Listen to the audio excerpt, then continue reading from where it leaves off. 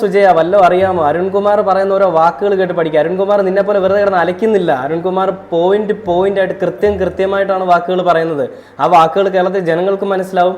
ഈ ഒരു സിനിമയിലെ പല ഭാഗങ്ങൾ കട്ട് ചെയ്യുന്നതിലൂടെ ഈ വർഗീയവാദികൾ ചെയ്തിട്ടുള്ള കാര്യങ്ങൾ തേഞ്ഞു മാഞ്ഞു പോയെന്നൊന്നും ആരും വിചാരിക്കേണ്ട. പോവുകയുമില്ല, കുത്തിപ്പൊക്കുകയുള്ളൂ.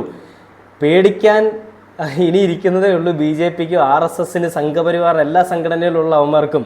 കുരു പൊട്ടിയവന്മാരൊക്കെ ഇനി കുരു പൊട്ടിയത് അടയ്ക്കാൻ വേണ്ടിയിട്ട് നടക്കും. ആ ഒരവസ്ഥ വരാൻ പോകുന്നതേ ഉള്ളൂ. അരുൺകുമാർ സാറേ, ഈ പറയുന്ന സുജയൊക്കെ എന്തിനാണ് ആ ചാനലിൽ വെച്ചിരിക്കുന്നത്?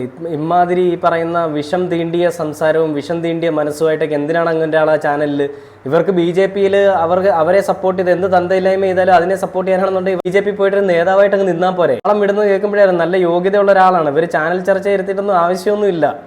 ഇവർ ഈ പറയുന്ന കൊലപാതകങ്ങൾ ഇത്രയും ചെയ്തിട്ടും അതിനെല്ലാം ന്യായീകരിച്ചുകൊണ്ടാണ് സുജയ എന്ന് പറയുന്ന ആൾ സംസാരിച്ചത്. സുജയ ഒരു പെണ്ണല്ലേ? അപ്പോൾ സുജയ്ക്ക് അറിയത്തില്ല ആ ഗർഭാവസ്ഥയിൽ ഇരിക്കുന്ന അമ്മയെ അതിനെ